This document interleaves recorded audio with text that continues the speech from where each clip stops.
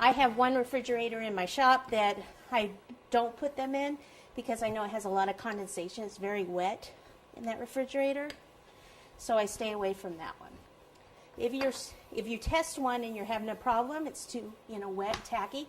Even if you put them in any refrigerator, they are going to get tacky and have condensation. Okay, so what you want to do is just let it dry. Don't touch it.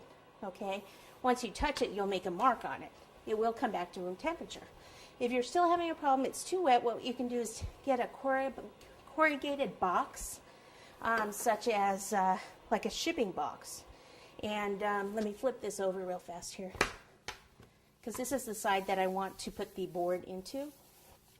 Shipping box that you can put your cake in, and that'll help prevent the moisture getting onto your cake. If they say, if your refrigerator is frost-free, won't that dry out your fondant?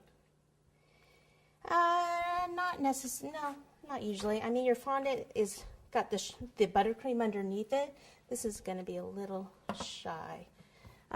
It's got the buttercream underneath it. I mean, the outside is going to get a little dry anyway, just with the air.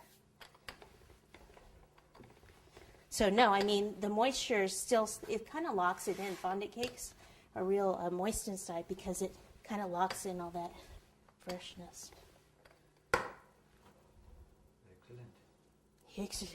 And what are some good tips for beginners for fondant?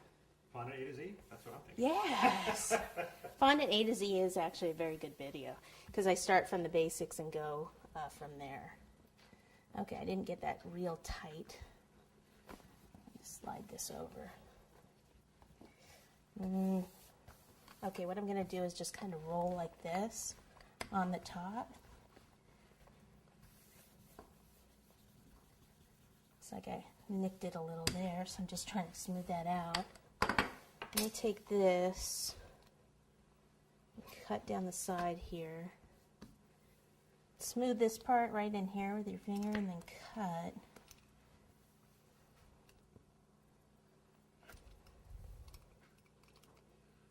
Hopefully I'll be able to pick this up in the other part of the fondant. It's not sitting on the table. I'm going to leave a little excess there. And not too bad. Susan, you need a bigger roller. I like my rolling pin. This is my nifty rolling pin. It's for short people like me. Okay, I'll pick it up. Ooh. Let me bring it over here so then I can start to kind of smooth it out a little bit while it's on here. Okay, so if it's going to go about there, like that, I'll go ahead and attach it, and then I can kind of play with it and smooth some of this edging and everything. Question, do you ever have the seams fall apart? Right here? You mean like this? Do I ever have the seams fall apart like that? Yeah. But I'll be able to fix it and seal that. Okay, so let me grab this and pencil sharpener that I keep just for these dowels here. Put it in here and just sharpen this. A little bit more. Okay, I want it to go through here. We'll do one in the middle since that's where the tassel will start from.